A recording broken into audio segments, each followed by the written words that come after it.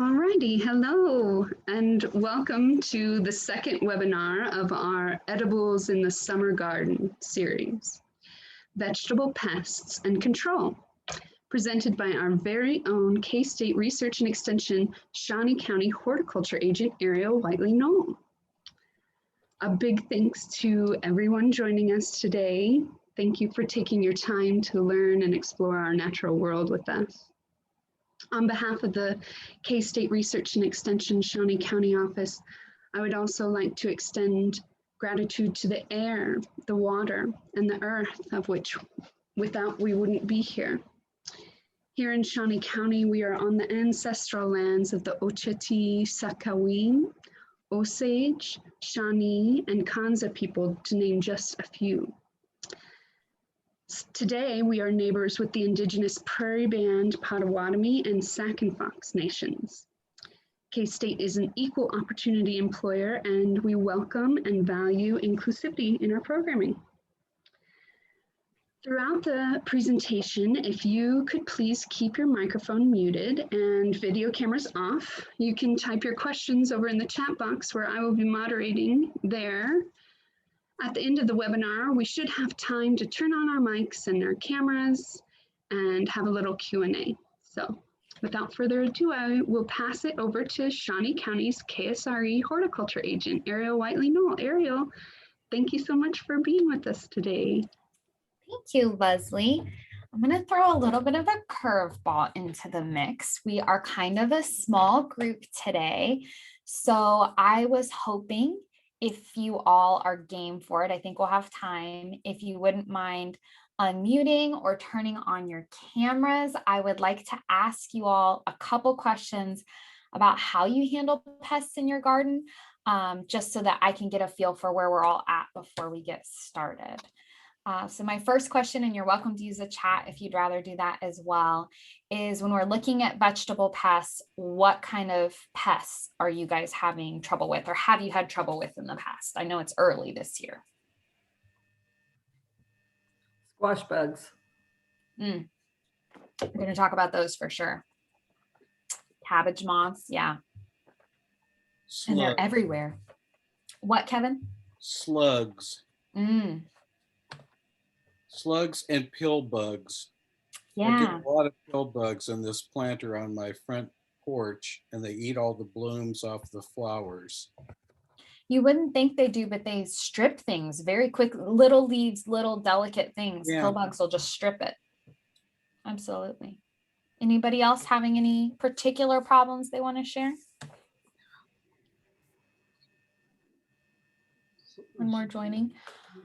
Okay, outside of the specific problems you share, what are things that you've tried before? How do you control pests in your garden, vegetable pests particularly? Oh, grasshoppers and tomato worms. Yes, absolutely.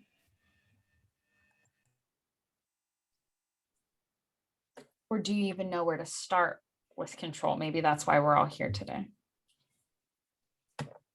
Keeping an eye on things. Yes, Leslie, we're going to talk about scouting. That's super important. Super important. Right. I try and use, good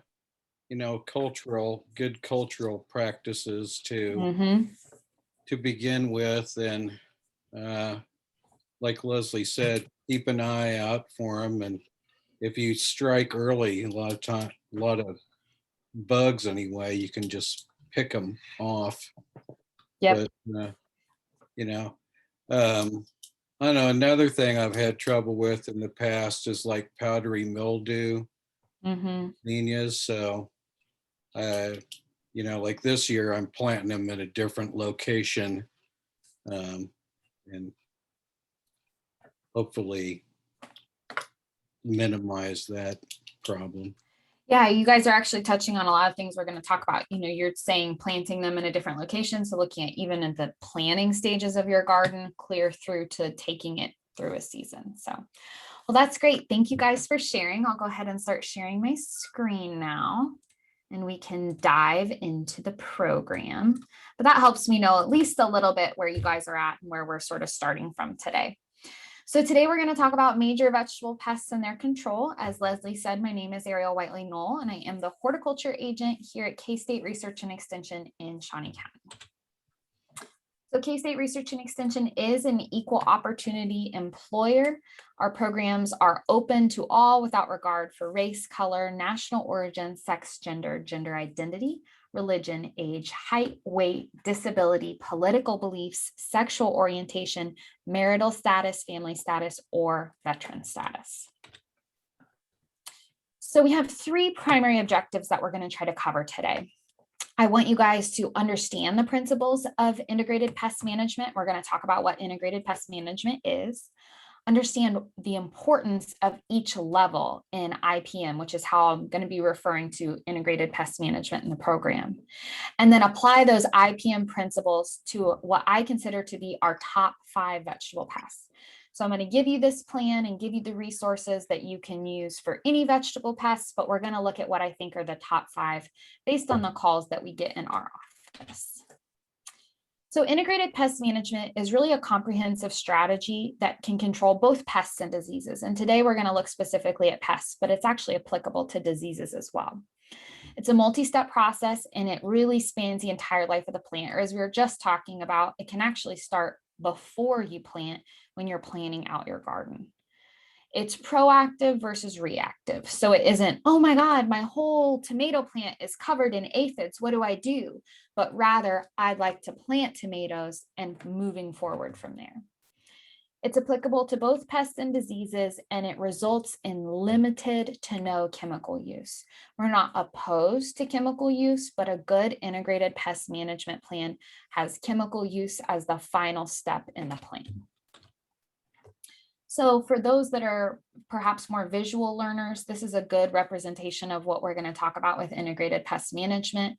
At the bottom of the pyramid, we have the most options. That's our cultural practices. It could include planning, scouting, making sure your plants have the proper water and nutrition. Then the middle tier, we're really going to rely on biology. We're going to rely on our beneficial insects, our birds, frogs to come in and take care of some of those problems. Then there are physical remedies. Maybe it's removing a stem or spacing plants, something physical, with chemical being the absolute last resort. So you see chemical at the top because we're moving from the bottom to the top, but also once you get to chemical, typically there are far fewer options, whereas when we're starting at the bottom with cultural, you tend to have more options. So these are the steps we're going to go through for the integrated pest management: planning around the disease or pest issues, monitoring and looking for symptoms, identify it, evaluate the damage, determine the need for control, consider every control that you have available, and then monitor and adjust your plan. And the most important thing is that IPM really starts before there's a problem. If you see a problem, most likely you're going to have few options, and oftentimes those options are going to be chemical because you didn't have a strong plan in place to begin. So when we're looking at planning around disease and pest issues, that really involves researching each plant. The Kansas Garden Guide, which you can purchase in our office, but it's also free online, is a great resource for helping you to plan around common pest problems. You want to make sure to select varieties that are disease and pest resistant. We can provide you that link at the end of the program, but that's also going to be online. We have our recommended vegetables that will help you to plan around those. You want to make sure that you know the symptoms to watch for. So spots on your tomatoes may not be the same as spots on your cucumber. So you want to know what you're looking for and what that symptom means. You want to put that plant appropriately in the garden. So, Kevin was talking about moving his zucchini around. When we think about foliar diseases or issues with circulation, maybe that's spacing plants. With things like squash bugs, we'll talk about making sure to keep the weeds down. So maybe not putting those plants at the edge of the garden. So planting them appropriately within the garden, and then create a garden rich with plant, insect, and animal diversity. So our ladybugs here and our spiders here are really just going to help us by combating some of those issues. And you want to make sure that you're cultivating a space that helps them to stay happy. And then in turn, they're going to help you with your pest issues. When we're monitoring, you want to make sure that you know the symptoms to look for. So on the right here, if you see this webbing all over your plant, you may not actually see the spider mites because they're quite small, but if you know to look for webbing, you're going to pay close attention to that. If you didn't know that your tomato, for example, is going to be extremely susceptible to spider mites and you should look for webbing, you may just think it's a common spider and not an insect pest. So when you know the symptoms, you're more likely to look for them. The picture to the left are squash bug nymphs. So if you don't know to look for their eggs, most people, if they are not scouting for insects, are not walking through their squash plants, lifting up the leaves and looking underneath them for teeny tiny little goldish brown dots. Maybe that's how you guys pass your time, but unless I'm scouting for insects, that's not usually what I'm doing. So if you know the symptoms to look for, you're going to be more likely to spot them in the garden. And again, that's going to start before you even plant your plant. And then make sure that you take advantage of every single interaction that you have with your plants. When you're watering, you're scouting. When you're weeding, you're scouting. When you're harvesting, you're scouting. So every time you're in your garden, even if it's just a walk through the garden, that's an opportunity to be scouting for issues. Really very important is you want to make sure to identify the pest or disease properly. So a good example here is the difference between termites and ants. So by knowing their wing shape, the wing length, the body segments, you will know if something that you see flying around your house is just a harmless ant that got lost or a termite that may need to be controlled. So making sure that you properly identify it is really, really important. One of my favorites, and it happens every year, and I'm not sure why, every year, and we've already had it this year on the response line, a client will call and say, here is my problem. I've been spraying a fungicide and the fungus won't go away. And it's a bug. It's not a fungus, it's an insect. And so you can spray that fungicide until the end of time, and it's not going to affect that insect. So without properly identifying the pest, you're not going to get good control. Evaluating the damage is very important when we're looking at getting something out of a crop. So on the left, we have rust on a pear, and on the right, we have black spot on roses. If your pear tree has some rust on it, but it's a pear that you're eating, not an ornamental pear, you're still getting a good fruit crop on it. The fruit looks healthy. The tree doesn't seem to be suffering. Maybe you have a fairly high tolerance for that. But if this rose bush that has black spot is in your front yard and you have a homeowners association and you and all of your neighbors have a perfect garden, I would love to see it. But if you all have a very high standard and your rose bush is just covered in black spot, you might have a low tolerance for that.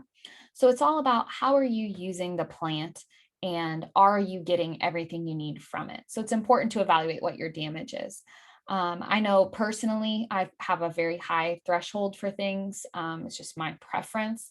So I tend to say, oh, it looks like the bunnies had a nice time here, when they mow something down. And it doesn't mean that you're overjoyed with it, but it just means you should recognize what's the amount of work or follow-up that you're willing to do for individual issues based on how you're using the plant. And then determine the need for control. So you've evaluated the damage. Is that amount of damage worth controlling? And I think the most important part in this step is, what are my control options? With Japanese beetles here, one option is to go out in the morning and shake the leaves that they're sitting on into a bucket of soapy water. That may be something I'm willing to do. Maybe if I have time in the morning, maybe if I'm normally in my garden, that might be an option. The other option for controlling them is to spray. There's 3 or 4 chemicals that are effective for Japanese beetles. Spray, I believe most of them are every 5 to 7 days for the 4 to 6 weeks that Japanese beetles feed before they go back underground and continue their life cycle. That's a lot of work and it's a lot of chemicals. And maybe if I have a pollinator garden, I am not willing to put in that amount of work. So determine that need for control. Maybe the Japanese beetles are eating something that isn't one of my favorite plants. Maybe they're on my grandmother's lilac bush and I absolutely have to protect it. So just trying to figure out what you're comfortable with based on the amount of damage being done and then also the options for that insect.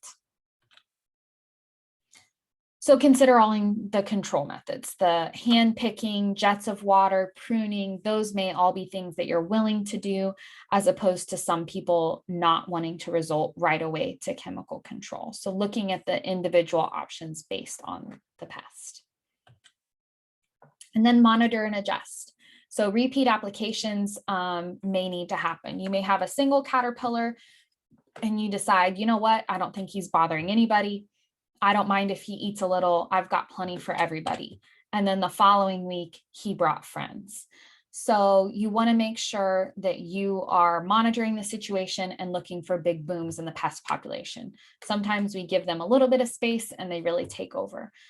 Insects in particular are known for having really rapid life cycles. So it can very quickly turn from 1 aphid to 1,000 aphids, 1 caterpillar to 50 caterpillars. So you do have to make sure that you're keeping an eye on the situation. So now we're going to dive into what I consider to be the top 5, the big pests, the first being aphids.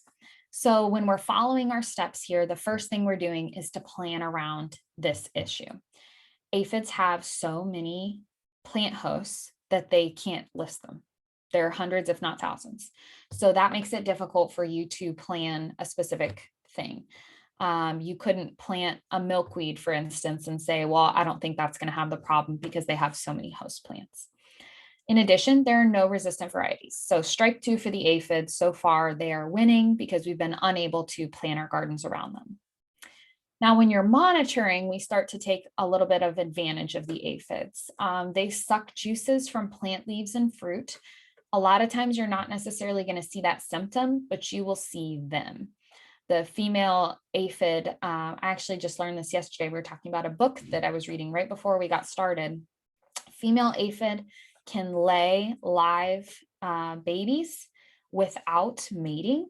And in some instances, she lays only females. In this case, they can actually be born already pregnant. So that gives you an idea of how aphids plan to play this game, and it's a numbers game. So many times when you're monitoring and looking for those symptoms, just the presence of the insects themselves, there's so many that that's going to be one of the first indications that they're there.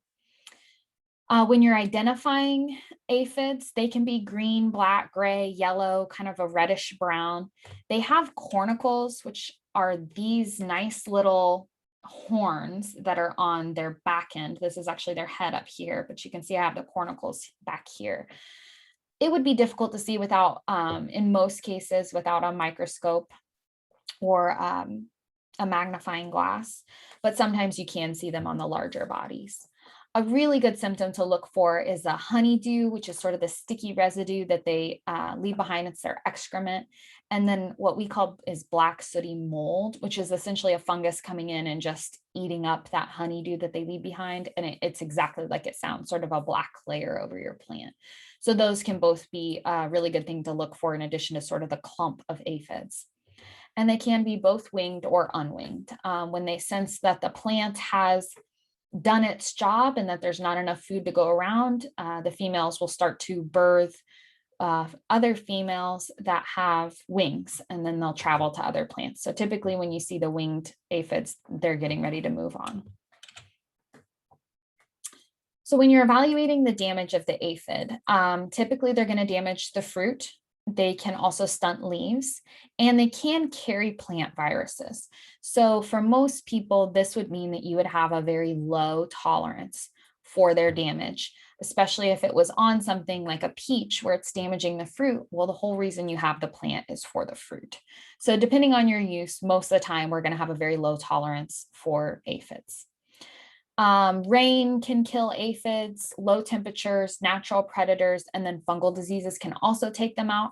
So I would say on a week like this, or maybe last week, if you found a lot of aphids on your plants, you might just wait through these next few rainy days and then see if there's an aphid problem that you need to deal with, or if Mother Nature has taken care of it.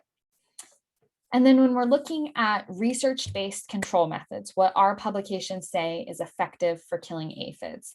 Water jet can be highly effective, as can an insecticide, but that insecticide is also going to kill beneficial insects And our two beneficial insects over here are lacewing larvae and our lady beetle larvae. I know they look nothing like the adult form. They look kind of vicious like this, and they are.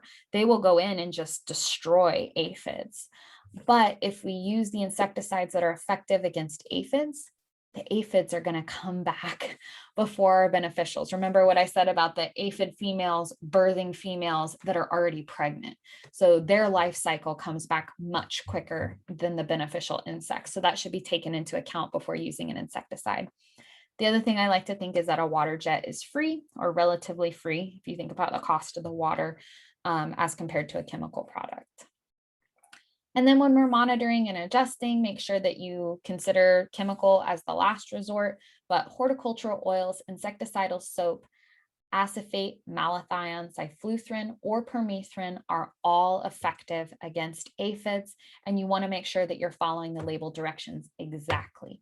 Those label directions are there to keep you safe, but they're also there for the most effective control of the aphids.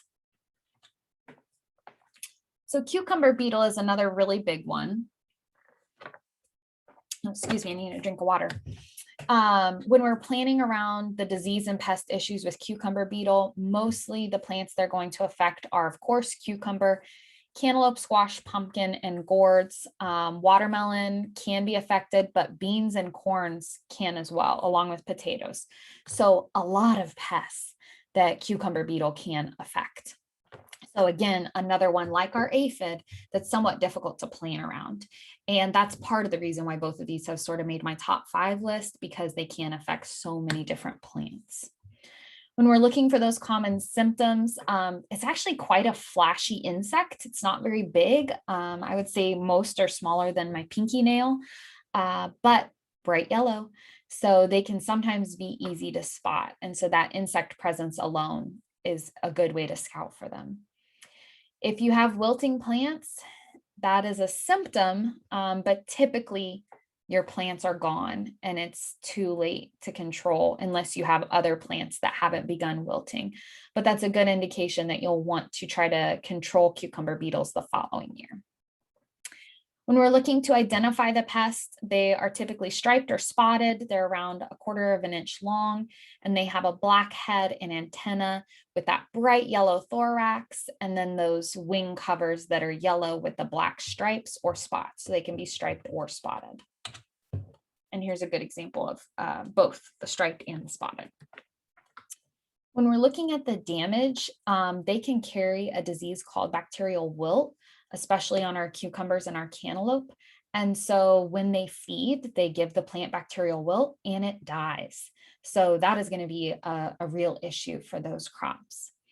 They can also do some root feeding, mostly their larval stages, and that can stunt plants, which isn't going to kill them. But, you know, we look at what a short growing season we have here in Kansas. And so you may not want to have any stunting at all.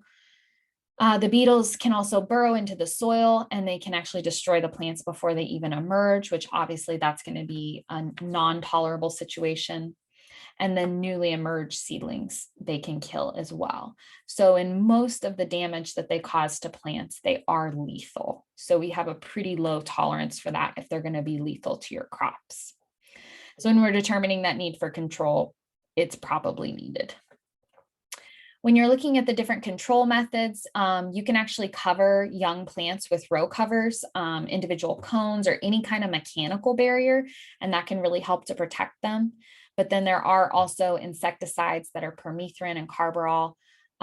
You just want to make sure that you're spraying or using a dust, depending on the product that you purchase, right from the time the beetles appear until the end of the growing season. So once you have them and you commit to that insecticide, you really need to go the whole season. And then just try to make sure to spray in the evening after the flowers have closed to protect our bees. Just like we don't want the presence of cucumber beetles, we really need our bees in our vegetable garden. So you want to do everything you can to make sure that you're spraying at a time that they're not active. And then monitoring and adjusting with those as well. Spider mites are another big one, and yet again, they have too many hosts to really list them all. Spider mites can affect almost anything. When you're looking for the symptoms, you can actually hold a sheet of white paper underneath the plant and then tap on it. the mites will fall off and all it's going to look like is some pepper or almost salt. Sometimes they can be nearly translucent, sort of moving around on the paper. So that's a good way to test for it because they are quite small. You can see spider mites without a microscope or magnifying glass, but they are extremely small and oftentimes are sort of wedged in crevices and cracks of the plant that can make it difficult to spot them. You may also see chlorotic spots where the damage has occurred and the cells are starting to collapse. You can see this sort of stippling, so it almost looks like somebody splattered paint on the upper leaf surfaces. And then you will also see webbing from their movement back and forth. And I think I have a better picture of the spider mite webbing on the next slide. So when you're looking to identify it, their eggs are actually clear, but they sort of become this cloudy, opaque color as they start to hatch. So that can be one way that you see them. The eggs are quite small. Both the nymph and the adult stages, both the nymph stages represent the adult stage, with the female having more of an oval shape. And then the body color really varies a lot. Yellow, pale green, again, kind of a brownish, sometimes a little bit of a red color almost. And there usually is a dark spot on each side, which gives it the two-spotted spider mite name. And you can sort of see that in the photo here. And this is a good example of the webbing. So as you can see, the top image is under a microscope, so that's not what it's going to look like, to the naked eye, but the image on the left is a little bit closer to what you might be able to actually see on your plant. And if you see the webbing, that's usually an indication that you have an incredibly high spider mite population, because it takes a lot of passes back and forth for them until the webbing becomes this obvious. And then this is an example, this photo is an example of the stippling, the sort of paint splattered look that they cause through their feeding. So when we're looking at the damage, primarily they're going to feed on those lower leaf surfaces. They actually suck out juices, which can cause the cells to collapse. Depending on the plant, you may or may not want to control. It definitely will slow plant growth because, as you can see here, we're going to be reducing the leaf area that you can photosynthesize with. With an ornamental plant, it can definitely impact the ornamental qualities of the plant. And then high pest populations can kill a plant, but they really have to get out of control. So you do want to do some level of control with spider mites. When you're looking at the control, really a strong spray of water can do a good amount. You don't just want to do one though. You want to make sure that you're spraying a couple of times. When it's hot, their populations really boom. And then you want to make sure to get the upper and the lower leaf surfaces around the growing points, around the flowers, making sure to really coat it. And then horticultural oils and insecticidal soaps are also effective to treat them. When we're looking at squash bugs, which I think are possibly the number one pest that affect our vegetable gardeners, they affect both squash and pumpkin, which pumpkin is, a part of squash, but we don't always think of it like that. And the varieties that are resistant, this actually is one that has resistant varieties, thank goodness, is butternut, royal acorn, and sweet cheese. The problem is those aren't always the varieties that people want to grow. So, if you're wanting to grow pumpkin, if you're wanting to grow zucchini, these aren't going to be options for you because that's not the type of squash that you're trying to grow. When you're looking for the common symptoms, it can be quite difficult. If you see an adult bug, that's the indication that you have a squash bug problem. If you can scout and flip over those leaves, this is what the egg masses look like, sort of this ambery gold to yellow color, and they're going to get darker right before they hatch. When we're looking at identification, when we're looking at identification, they sort of have this squarish front to their head, typically a gray to black body with stripes, almost sometimes looking like spots around the back end. But the eggs are going to be the easiest identifying factor because the adults are somewhat secretive, and typically we don't see the adults. It's only the eggs because they're not moving that we're able to find. When you're evaluating the damage, if you have a lot of squash bugs, they feed off of the plants and they can completely drain a plant and kill it. If they don't actually kill the plant, you'll definitely have reduced yields, probably poor quality fruit because they've been feeding on it. So if you're looking at using squash plants for the fruit, your tolerance is going to be very low for this pest. So when you're determining the need for control, you're most likely going to want to control if you have any squash bug population. So unfortunately with this, there really are not effective non-chemical options. You can go through, and if you see the eggs, scrape them off and destroy them. But you'd want to feel confident that you had found them all, because a single squash bug can be a problem.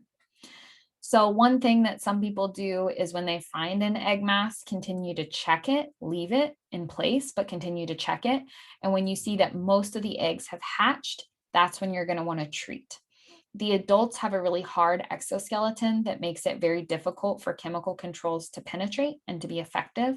So treating them as nymphs when they're small and don't have that hard exoskeleton is the most effective.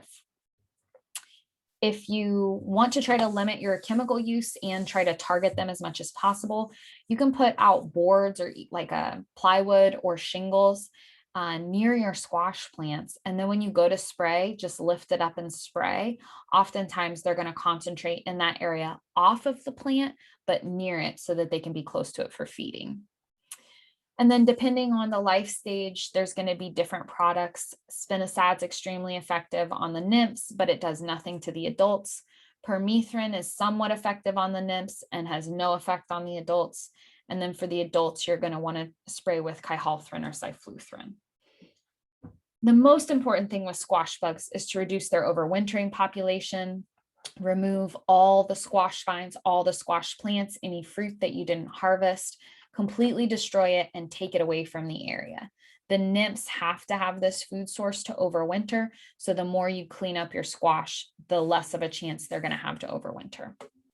And then when you're monitoring, make sure that you know that the adults really are not going to be effectively controlled with insecticides. So if you do see adults, destroy them if you're able to, but then recognize that you still have a squash bug population at that point. And then tomato hornworm, this is kind of a fun one because some people love them and some people hate them. They can affect tomatoes, peppers, potatoes, and eggplant. They will just go through and strip your plant. In spite of the fact that this is a huge caterpillar, it can be up to 4 inches long. You likely are not going to see the caterpillar to start with. You're just going to walk out to your garden and look at your tomato plant and realize that an entire large branch of your tomato plant no longer has leaves. And that's your indication that you have a tomato hornworm. So when you see that your plant has missing a lot of leaves, you'll go ahead and look for this caterpillar. They can be green to sort of a light lime green to almost a dark. That one almost looks black in that picture, but it's really more of a dark green. They have a little horn on the end that they'll flare up if they feel like something's going to come in and eat them or threaten them. But they can actually camouflage themselves quite well on the tomato plant, so they can be difficult to find in spite of their size. And the 5-spotted hawk moth is the adult of the tomato hornworm. So that is part of the reason why I say some people love them, because the moth for the tomato hornworm is actually quite beautiful and is a great pollinator. So this is actually a picture of the moth. It's hard to see right here on a 4 o'clock shrub that we had in front of the extension office in our xeriscape demonstration garden. We had a night meeting and happened to walk out and see the plant in full bloom, and there were actually 3 of these on there. But they move very fast, so it was difficult to get a picture of them. So when you're looking at the damage that they do, yes, the tomato hornworms will strip your plant of leaves very quickly, but it's sort of a decision that you need to make about the larva being damaging, but then the adults are good pollinators. So taking that into consideration when you're looking at control. So there actually is a really cool natural predator. It's a arachnoid wasp that will come through and lay its eggs in the tomato hornworm, and they'll just appear as like almost look like grains of rice coming out of its back. And then they will actually hatch and eat the caterpillar from the inside out. And then sprout new wasps, and they'll all go do the same. So if you do see them with what looks like grains of rice on their back, you would want to leave those if you don't want tomato hornworms, because that caterpillar is going to die very soon, and it's going to populate your garden with these beneficial insects. Hand picking can be extremely effective. If you can find the caterpillar, just pulling it off. Chickens love them if you happen to keep chickens. Birds will eat them, but if you remove it from the plant, it's going to, far from the plant, it's going to have a difficult time getting back. Some people actually like to sacrifice one of their tomato plants. They'll plant an extra tomato plant and just load it down with lots and lots of nitrogen. The nitrogen is going to make it have dark, glossy green leaves and really very little fruit. That will attract the moths. They'll see that dark green plant and want to lay all their babies on that. And then the tomato hornworms can eat that plant and leave the plant that you want for fruit production alone. So some people swear by that method. And also then if you did find any caterpillars that were on the plant that you didn't want to sacrifice, you could simply move them over to the plant that you didn't want. And then if you did want to opt for chemical control, BT, spinosad, cyfluthrin, and other insecticides are effective for hornworms. While they are significant pests, they are not difficult to control. So that is the program I have for you guys today. Make sure if you have any questions that you reach out to the Shawnee County Extension Office. Our Extension Master Gardeners work every afternoon during the growing season to answer horticulture questions. And if you don't already, make sure that you like us on Facebook, follow us on Twitter, and also follow us on Instagram.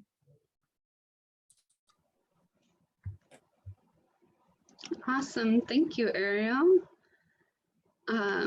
We had a few questions. Well, we had a question from Kevin and a comment from Kevin. I don't know if everybody wants to unmute and put your cameras back on, and we can have a little Q&A. We have some time. Yes, I see Kevin's question. This is actually really funny because I know Kevin, and when Kevin was at the office the other day, he was looking at one thing in the garden and I was looking at another thing in the garden, and I said, "Ooh, look, a cucumber beetle." And so they're here. Typically very early spring, the cucumber beetle is going to emerge, and they tend to stick with us throughout the growing season. It's a good question.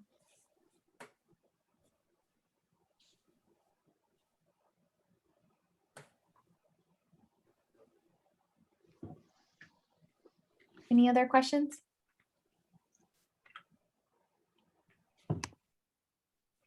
No. And you're right about the camo on those tomato hornworms, though. It's like you would think such a gigantic caterpillar would be really easy to spot, but you know, I've had that happen before where even where they've eaten like a couple big branches off my tomato plant, and I'm like, so I know one's there, you know, and I'm like, where is that little guy? And you know, I practically had to like get down under the plant, you know, look up, and then finally I'd spot him down there. But they're hard. For as big as they are, they're really hard to spot. Yeah. Anyway, but a cool insect. You know, if you don't mind sharing a little bit of your tomato plant with them. But now squash bugs, I mean, you know, who doesn't? Anybody out there that doesn't hate squash bugs? Doesn't grow squash. Yeah, they're very, very difficult to control. And just a single one can be a problem. Well, and they reproduce really fast too. I mean, I don't know that much about their life cycle if, you know, they have quirky things like with the aphids where the females have that ability to reproduce without a mate or Yeah. but I just know that it doesn't take them long to, you see one and suddenly, whoa, I should have got out here a couple days ago to tackle these guys. Yeah, and I was just reading about that yesterday when we were talking about insects, even before the program started, that a lot, we're looking at the big cicada population that's happening back east. And we actually already had our 17-year cicada a couple years ago. So we're not due Right. for another one sometime in the 2030s, I think. I can't remember, but it's a while until we'll get another big cicada population. But the reason that they do that, there's 17-year cicadas and 13-year cicadas, is to stay underground, is to make sure that there are no animals or other insects that can rely on cicadas to live, because you can't rely on only getting fed once every 17 years. And so then when they come out in these huge numbers, and their whole, life is circled around, well, if there's 10,000 of us, 4,000 are going to get eaten by birds, but 6,000 are going to live. And so that's what they try to do. And it's the same thing with the aphids. They really want to flood with high population numbers, recognizing that the ladybugs are going to come eat them, that you're going to try to get rid of them, but they know that some will survive. And that's how they keep their population going, because they don't really have a lot of defenses. So they use that high population as a defense. Well, and they're not, except the winged ones, I mean, they're not really that mobile either. No, hardly at all. A lot of crawl times, down and yeah. A lot of times, they're all clustered around the tender growth on a plant. So, I just squish them all, or a whole lot of them. And then, seems like their natural predators pretty much take care of the rest. Yep.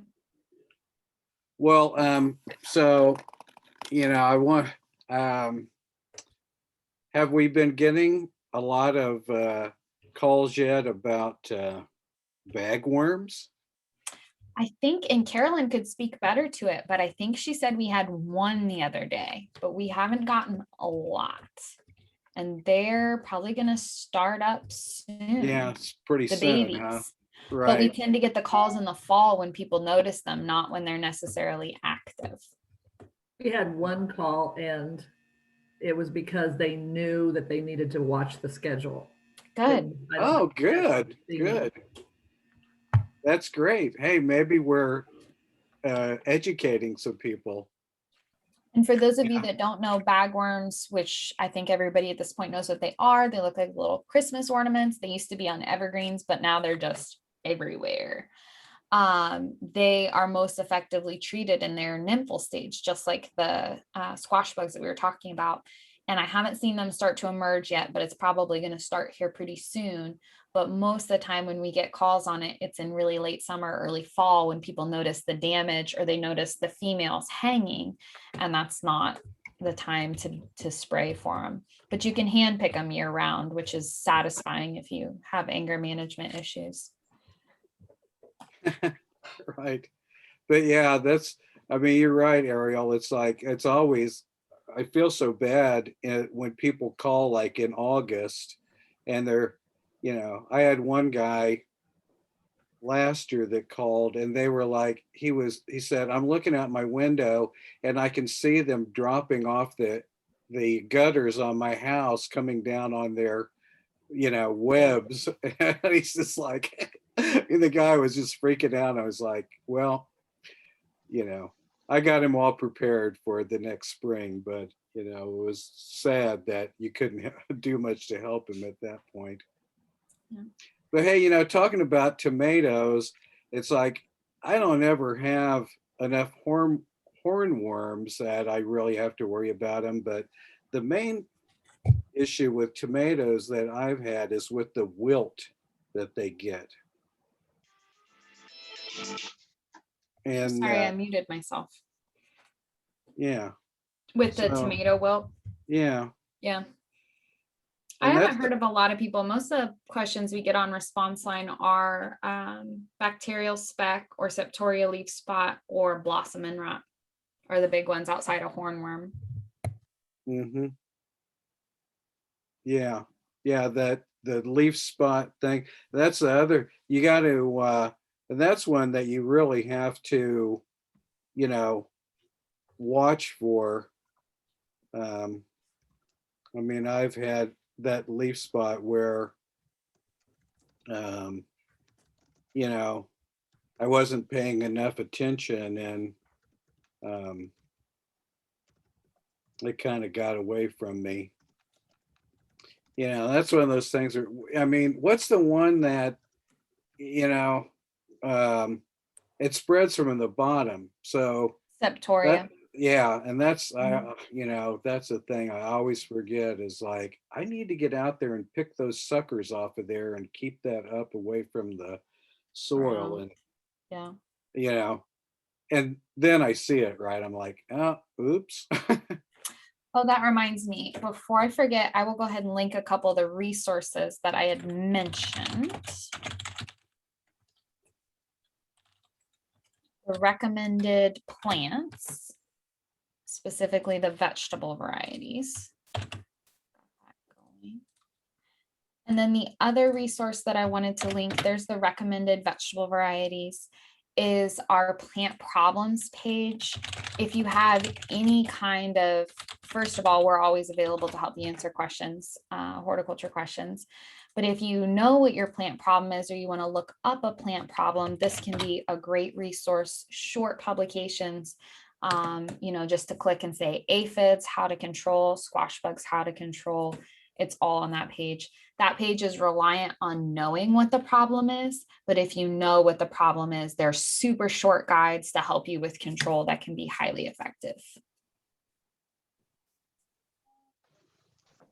Well, thank you so much, Ariel. Do we have any other questions from the group?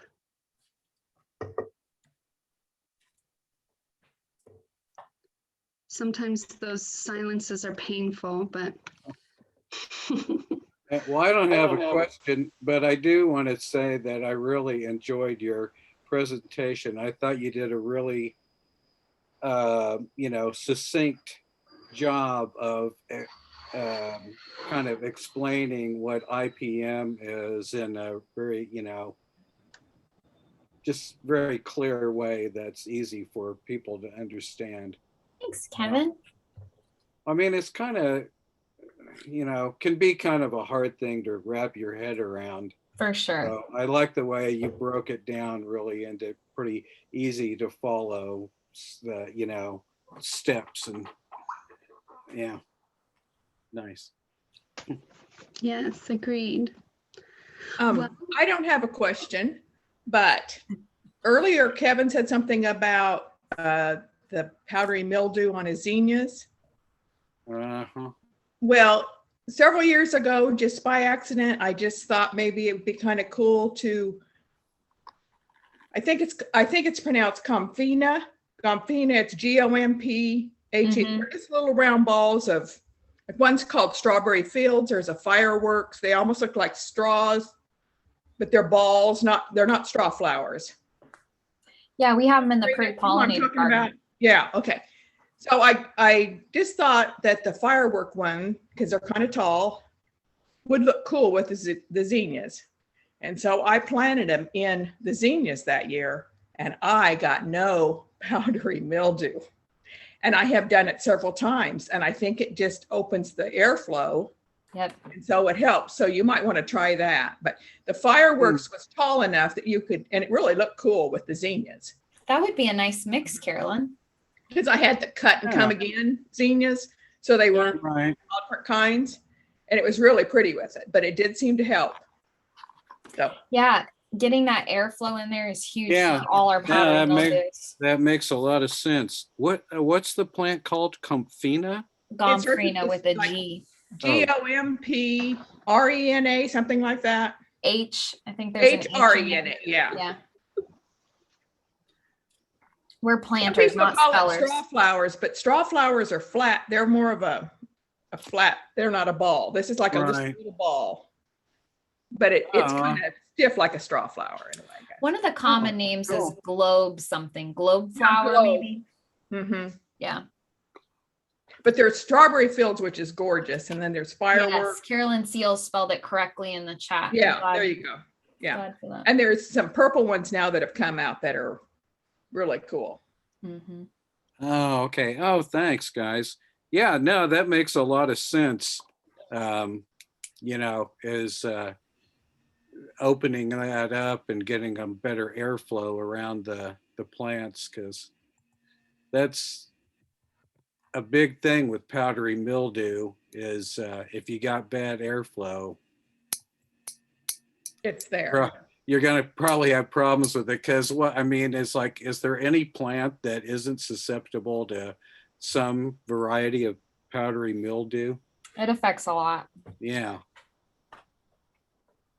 Well, hey, thanks. Thanks, Carolyn. Anytime.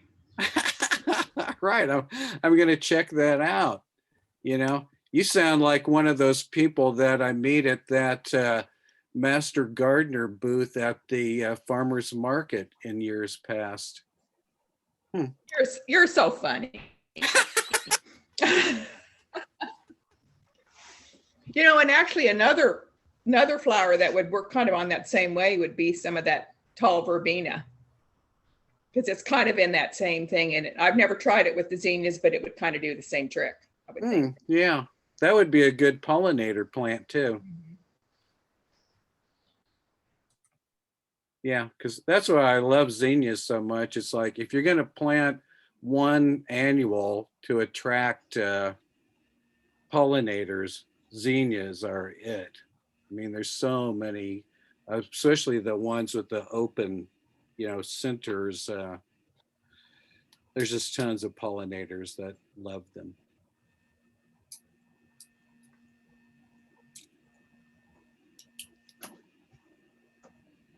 Well, gosh, no more questions? Yeah, well, I hope you all can join us next week, next Tuesday at 2, for our final webinar in our edible gardening series, Growing Tomatoes, where our Shawnee County Extension Master Gardener President, Ed Dillingham, is going to present.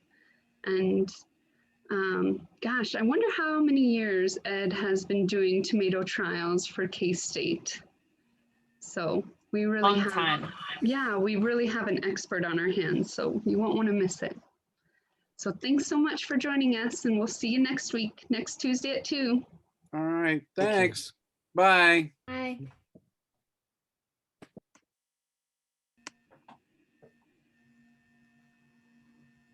Ariel. I'm going to hit stop on the recording.